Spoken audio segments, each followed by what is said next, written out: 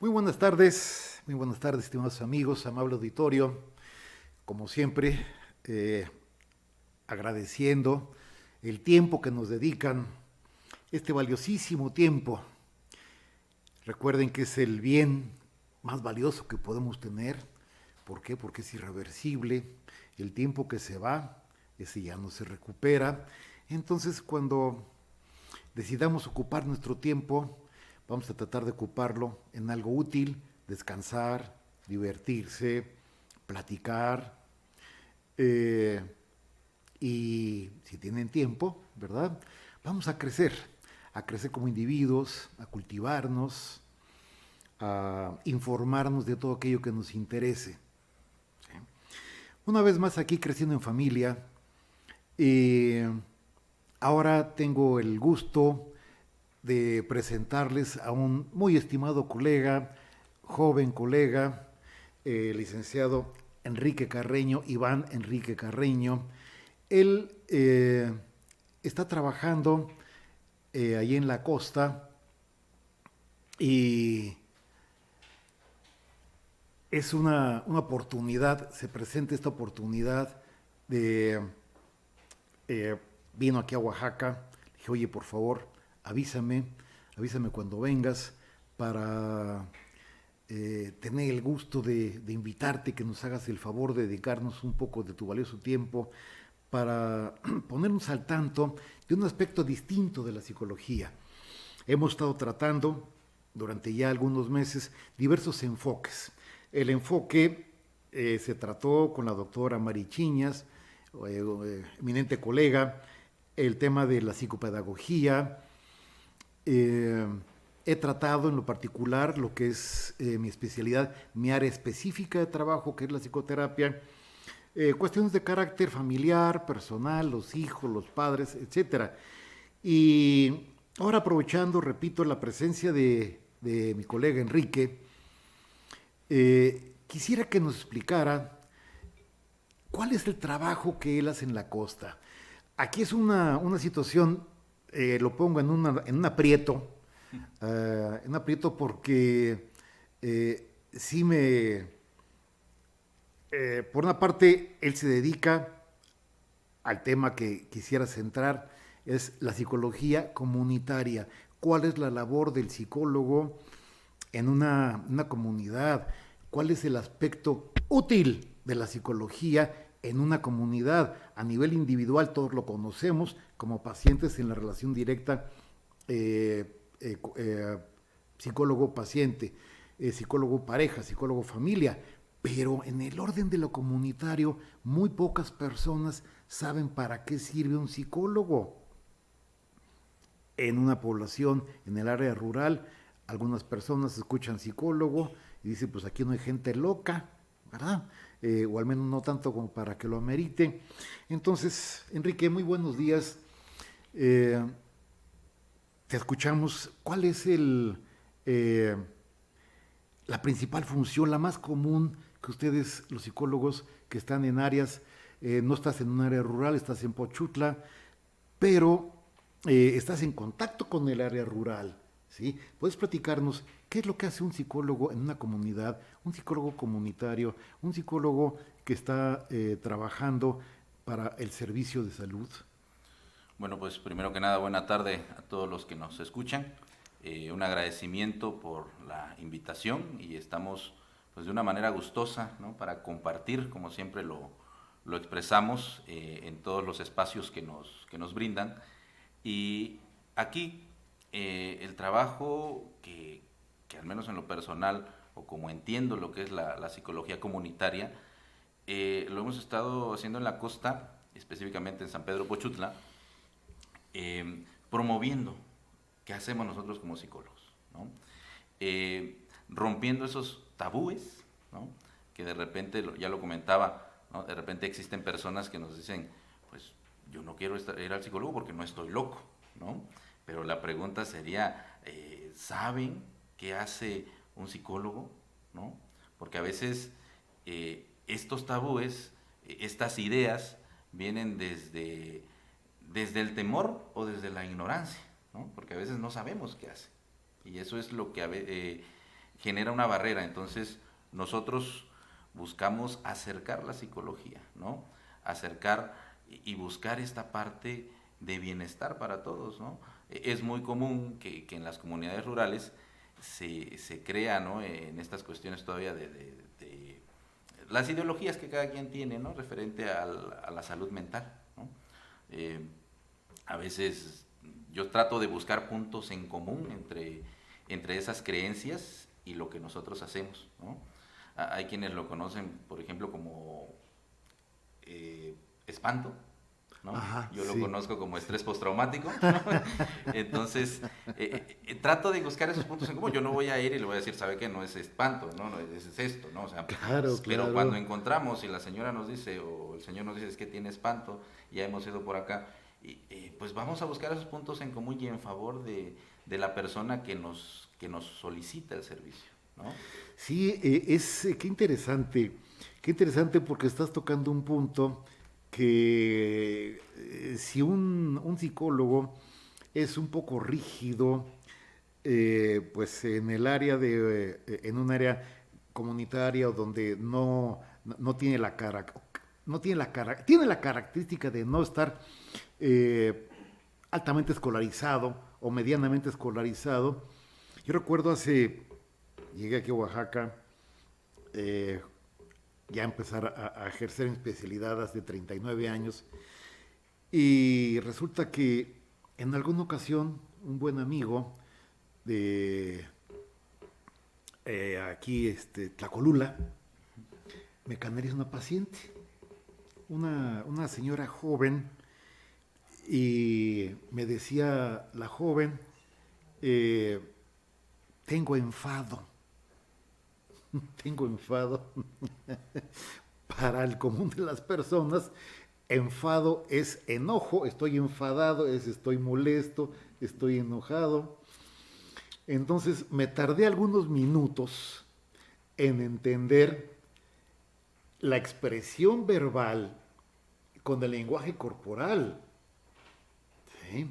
Porque inclusive en algunas poblaciones rurales este lenguaje corporal es distinto a la persona, al citadino. Así es. ¿Sí? Entonces, cuando veía en qué forma empleaba la expresión enfado y su lenguaje corporal, su lenguaje facial, entonces me di cuenta que era una forma de decir estoy deprimida. Cuando a ti te dice una persona el espanto, entonces sí, me imagino que el juego de Sí, imaginación, sí, sí, sí. interpretación, significado de lo que está diciendo la persona, lo que significa para una persona y lo que significa para otra, pueden ser el mismo contexto, la misma palabra, pero de acuerdo al desarrollo del individuo, abusar los padres de familia cuando hablen con su hijo adolescente, porque una palabra puede significar, sí tener un significado, ¿sí? Para una persona en una comunidad, para un padre, para un psicólogo, para cualquier persona, necesitamos estar muy abiertos, muy alertas para evitar este tipo de confusiones en la interpretación. ¿Sí? Sí, lo mencionaba creo en uno de los programas anteriores, la idiosincrasia del lugar, ¿no? Sí, Entender sí, en la psicología comunitaria, entender la idiosincrasia de las personas con las que estás trabajando es muy importante para precisamente generar este nexo de comunicación, ¿no? Este canal de comunicación y poder entender adecuadamente lo que el paciente quiere decir, ¿sí? Y usarlo a favor de. Otra cosa que a veces es muy común en la costa, ¿no? El uso de las groserías, ¿no? ah, sí, sí, el lenguaje Ya colorido. tiene, se tiene muy. La otra vez platicaba, ¿no? Con algunas amistades esto, de que dices que allá en la costa son muy groseros. Le digo, bueno, es que depende cómo entiendas ser grosero, porque eh, en la costa se puede ser grosero sin, pero no agrediendo, No, no ¿no? ofender, no Exactamente, sin ofender. ofender. Obviamente, me recuerdo una frase de una vez en un taller que asistí, que decía algo que me quedó muy grabado, ¿no?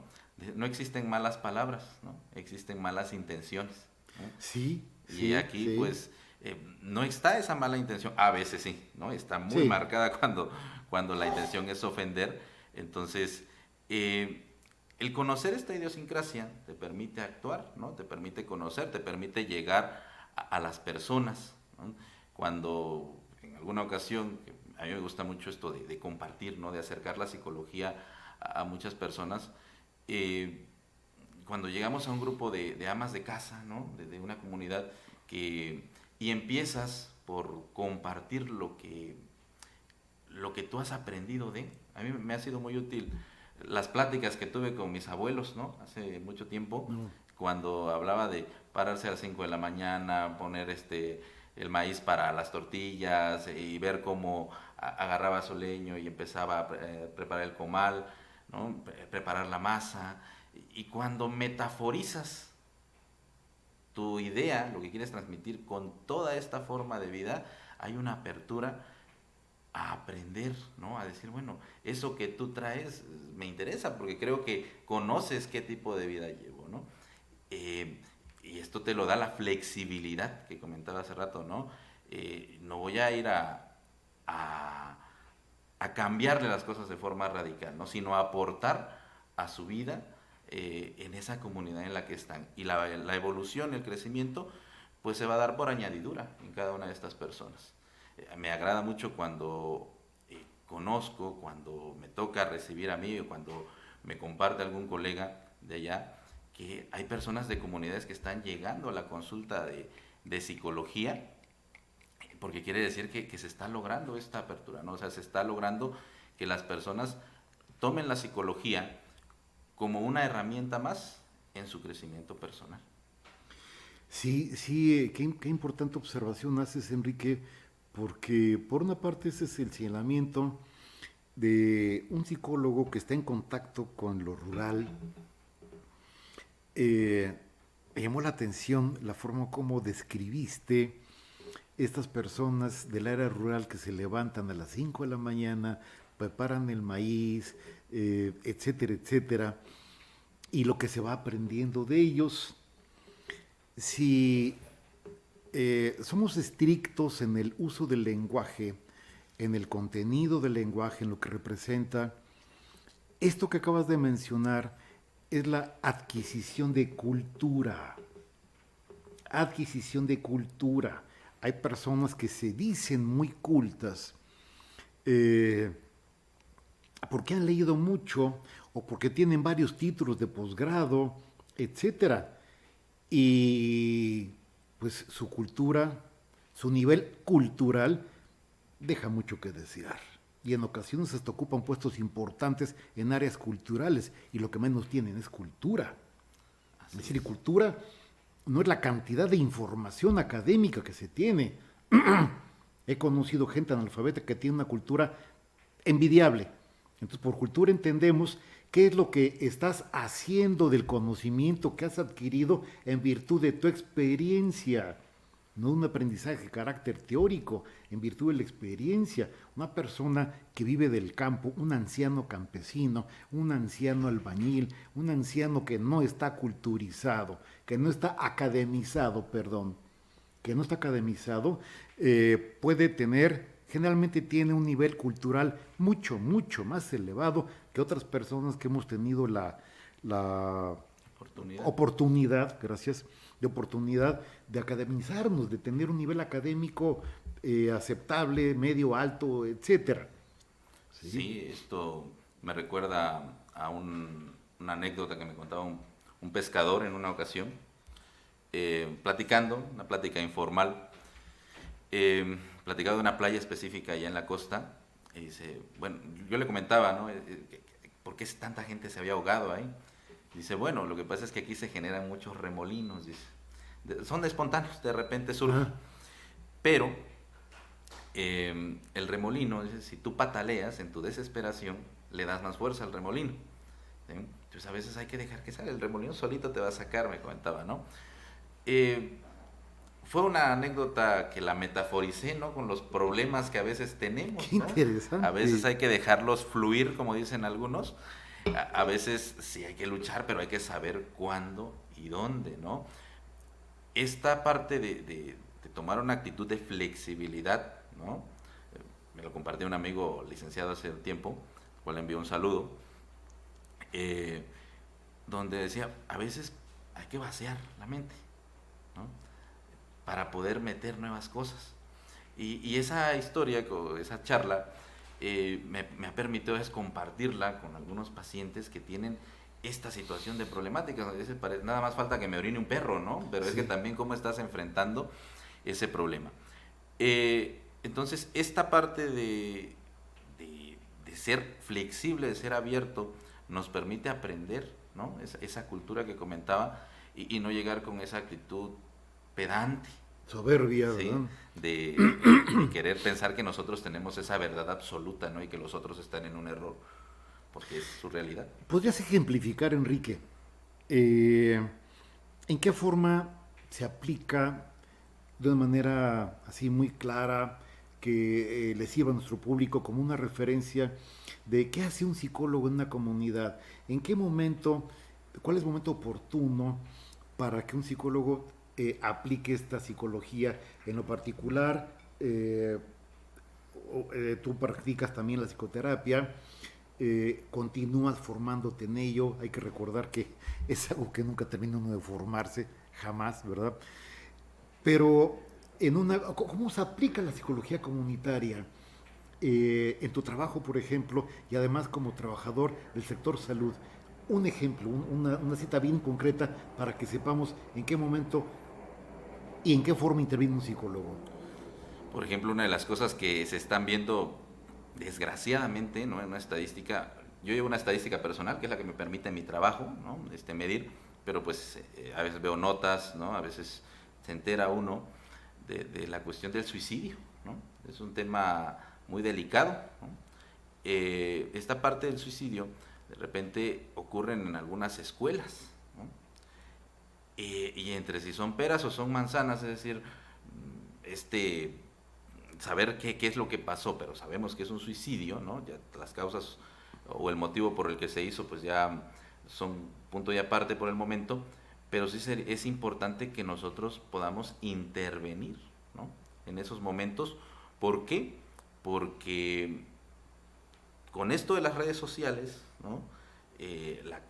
Una de las cosas que yo he notado del suicidio es que se puede reproducir, ¿no? En el más próximo que se tiene, ¿no? En este caso, si es en una escuela, puede suceder dentro de también la misma escuela.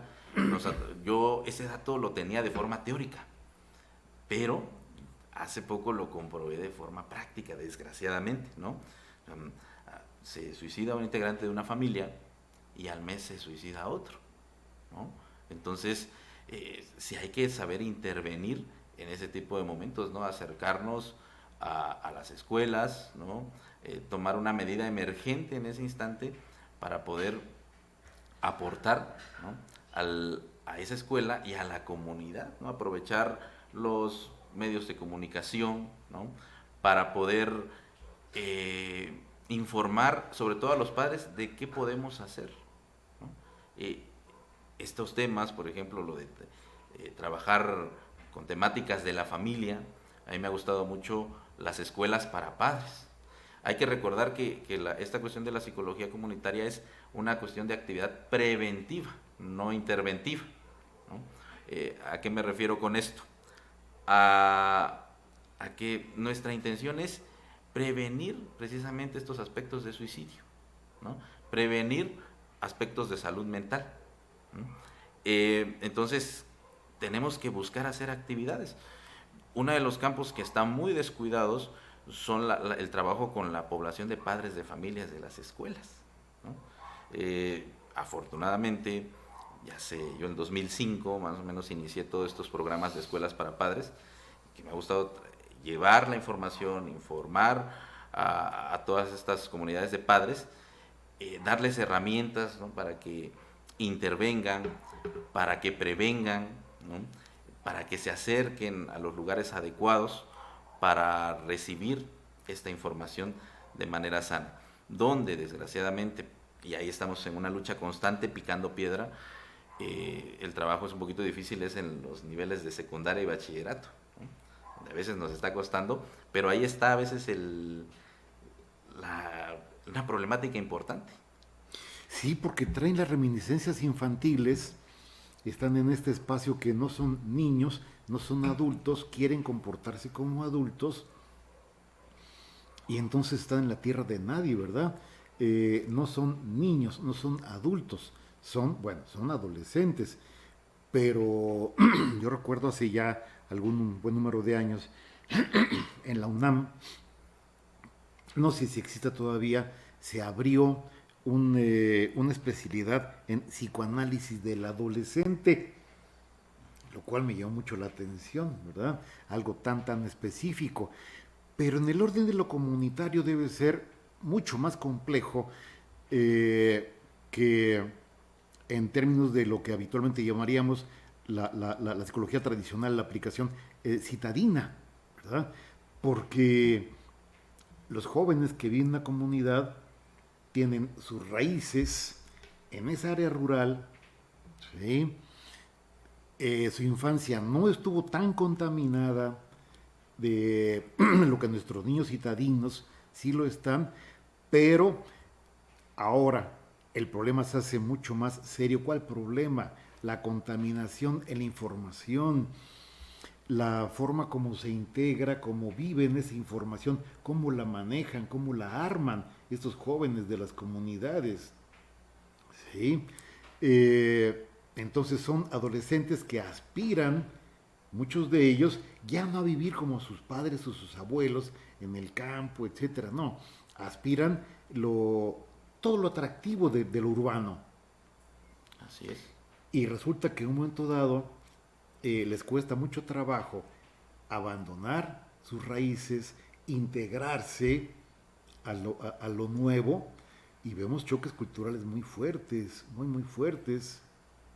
Sí, está. Decías hace un instante, perdón, Sí. algo que inclusive cuando veníamos en camino, hiciste alusión a un término que me gustó mucho, me llamó mucho la atención, eh, y afortunadamente formamos parte en este instante de este término.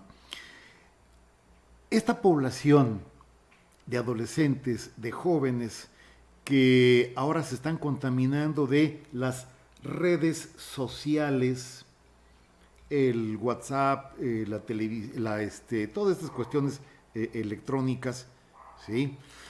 El término que empleaste, que creo que es, te lo voy a tomar y repetirlo cuando sea necesario, dignificar las redes sociales.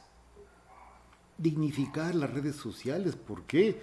Pues se han convertido en un medio excelente de comunicación, pero también muy perverso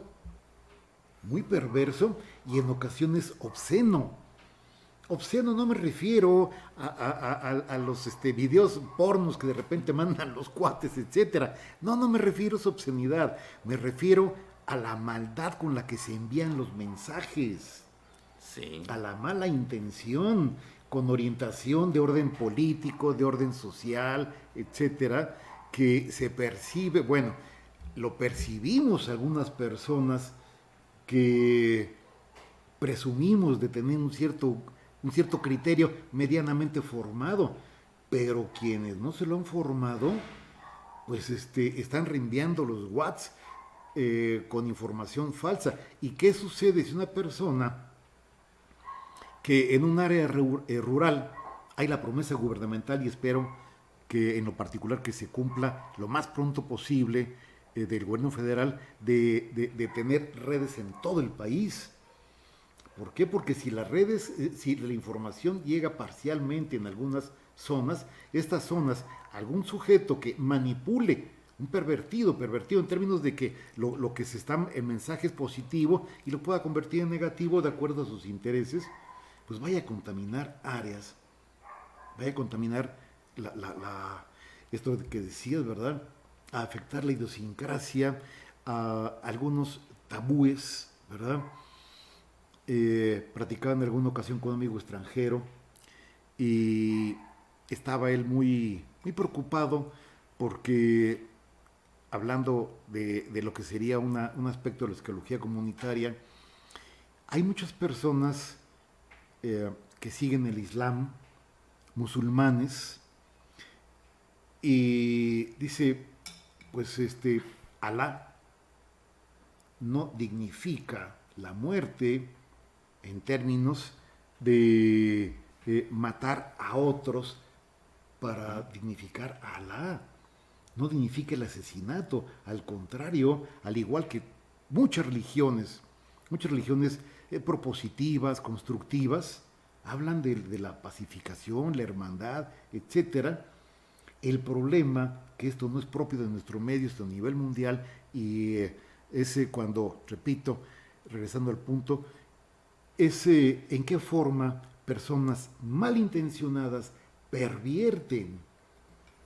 Entonces, si esto se llega a hacer, que espero que sí, ¿verdad? Que el gobierno logre esta tarea de que las redes sociales, de que Internet llegue a todas las comunidades y por supuesto, al menos ahí en forma gratuita, porque lo necesitan. Sí. Muy bien, ya llegó y ahora tendremos la actitud para dignificarlo. Híjole, ¿no? Sí, es algo... Eso me refiere, a algo que comentaba Héctor Valle, la última vez que tuve la oportunidad de escucharlo, de el posicionamiento de nosotros como psicólogos, ¿no? Está bien, es como decía, ¿no? Esto se puede llegar a dar, ojalá se dé. ¿Qué posición vamos a tomar nosotros como psicólogos ante esta situación? Porque también si nos quedamos pasivos ante estas cosas, porque nosotros tenemos que generar esa conciencia social. Pero, ¿qué estamos haciendo? ¿Qué estamos generando? Siempre una de las cosas en las que busco sacudir a algunos colegas allá en la región es a generar el contenido, ¿no? A veces ha tocado que celebran el Día del Psicólogo, ¿no? Pero ese día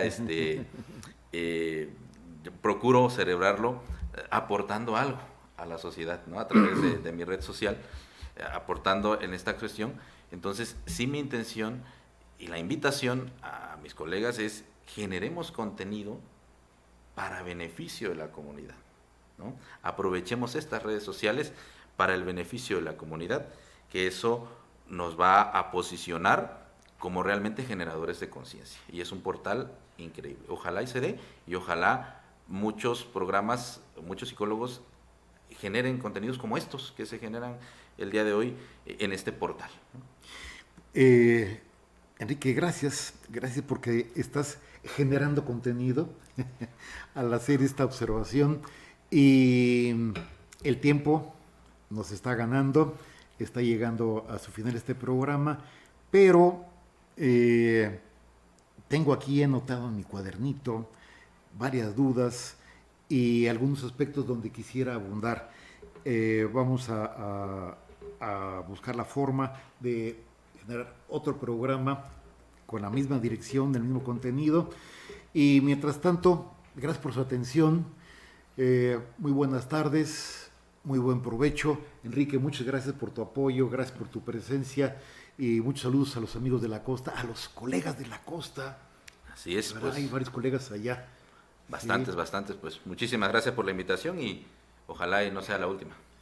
Pronto aquí estaremos. Gracias. Muchas gracias, buenas tardes.